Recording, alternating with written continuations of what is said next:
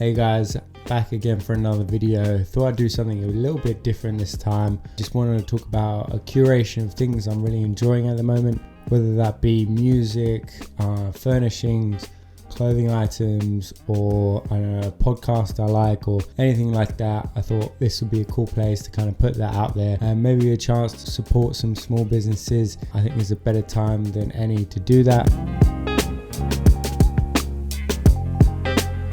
So I recently bought a really nice print. I'd actually been looking at printing my own work, found it hard to find the right kind of paper to use, where to get it printed, what photos I wanted printed. I just never really knew what I want to do with that kind of thing. So many different options. So I need to do a bit more research and find what I want and kind of nail that down. In the meantime, I wanted to find some prints for my home. The walls are looking super bare and I wanted to fill it up with some nice artwork. So that's when I stumbled upon Posterclub. So Posterclub, I found them on Instagram. Aesthetically madness of a Instagram. Love the colors and the shapes and the art, and it looked like a lot of the contributions actually went to the artist. I'll bring it up now. This guy here, upside down, yeah, upside down.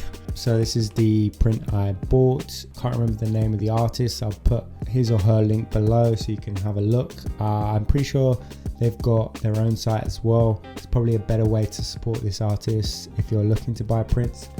My apartment's got a lot of green from the plants and the chairs, and it's got a lot of wood and quite a lot of white as well. The walls are like a creamier white, so it really goes well. Also, it came in this kind of cool black cylinder box. I'm going to use it for something, I'm not sure what. So the next thing I want to talk about is these green vintage chairs I bought from a thrift shop. I think I found them for like 30 bucks for the both of them, which is super cheap for chairs, especially vintage. They can get quite expensive when you go to some stores. They did have a couple marks on the side, but if you position them the right way, you're not going to see those marks. And to be honest, I think they add to the character of the chair. And if you're buying antique, you kind of expect those type of things, so it didn't really bother me. But yeah, really nice materials, very comfy. It's like a cushiony type material, and they slightly arched back, so when you sit on them, you feel like you're in a car seat of some kind.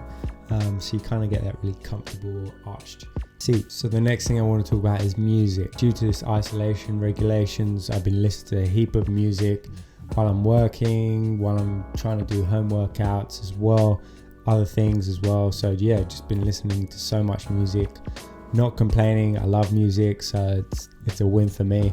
But yeah, I just want to talk about some albums I'm really digging on high rotation in my Spotify. The first one is Frankie, Stu and Harvey Gunn's Breathing Exercises. So these guys are a rap and production duo from the UK in Brighton. They mix elements of hip hop, garage music, spoken word and these lo-fi sounds and make this really cool music. Also with these guys, I enjoy the beats just as much as the lyrics, which is hard to find. I think you find a lot of stuff these days is a lot of repetitive beats, a lot of trap kind of music as well, so it's nice to bring it back to that kind of old school garage type beats. And yeah, the lo-fi as well mixes in really well. Kind of reminds me of growing up in the UK. It's got that nostalgia feel for me, which is really cool, and the lingo and stuff they use, it kind of brings back a lot of memories. But yeah, I've been listening to that album a lot. My favorite track from that album would be the Lol Kana collaboration. I think these guys go back to back on this track really well. They kind of match each other's flows in a way, which I like, and also it's a little bit deeper than the other tracks, so it's got that kind of very introspective feel as well. But yeah, I'll link their stuff below as well if you want to check them out. How I found them actually, George from Negative Feedback used to use their instrumentals on his YouTube, and I just checked them out from there. So it'd be interesting to hear if you're in the film photography scene and you've checked them out from George as well. Let me know. I'd love to hear if you've listened to them as well and what you think of their music, because they've got quite a strong accent in their lyrics.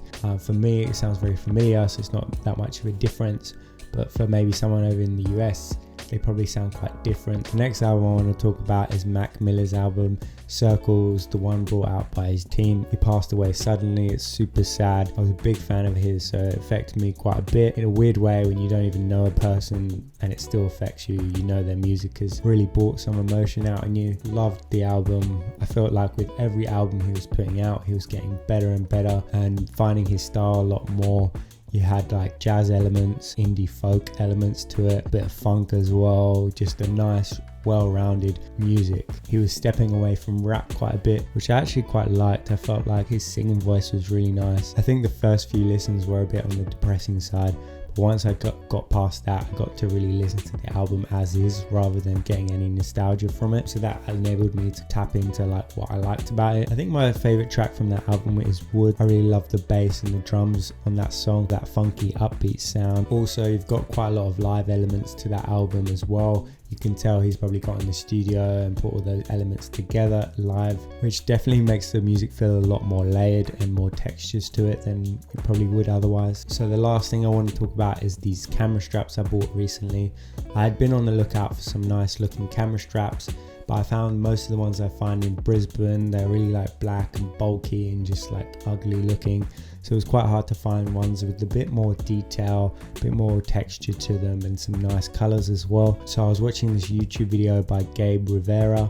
He was talking to this other creative called Tone from Tone Customs. Came across very genuine about his craft and very curious as well, which I like. So after I watched the video, I decided to do a bit more research into Tone and see what kind of things he creates. I found out he creates camera straps. So the first camera strap I bought from him was this yellow one here. Kind of goes around your neck like this and standard kind of clips onto both sides of the camera like that. So you get to customize the colors, which is cool. I chose these red bands up the top here, purple down the bottom, and then the yellow main strap has got bits of orange and black in the main strap as well. And he's got his little kind of branding on the side, says Tone Customs. And the really nice thing about this as well, you've got these S binders with locks on them. So they keep your camera nice and tight to make sure it doesn't come out, and also it adds to a nice bit of detail to the strap as well. But yeah, I just really love the look of them. Obviously they're made out of climbing rope, so that says a lot about the durability and how strong and capable they are of holding your camera. This was a chance to support a very talented creative running a small business, and in times like today, I think it's more than important to do that kind of thing. So I was quite happy to, purchase these and make sure it was going to someone who would appreciate them more than a bigger company maybe. So I got a second one as well, which I'll show you. It's called the Light Lanyard on his website. So I've got my Olympus on it at the moment. Bang bang. Yeah, it kind of straps around like this, hangs to the side. It's in the red color. It's got like light red, darker red, and then like a grey or grey blue.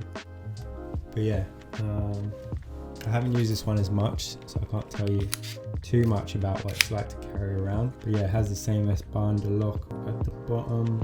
It's got a black strap here as well, and then the branding in an orange color. That's got a very off-white look to the branding, which I quite like, that deconstructed kind of element to it. Tones was really attentive to his DMs as well. I hit him up with a few questions about postage to Australia. He answered them super quickly and was happy to help out, which is always great. I'll leave his links below if you want to check out his camera straps or all the other things he makes. He's a very entertaining character on Instagram as well, so I recommend giving him a follow too. This video is a bit less scripted than I normally would go, so I hope it's turned out okay. Otherwise, yeah, thanks so much for watching. Check out my Instagram if you want to see more of my photography, and yeah, subscribe as well if you're liking the content, and I'll see you soon. Peace.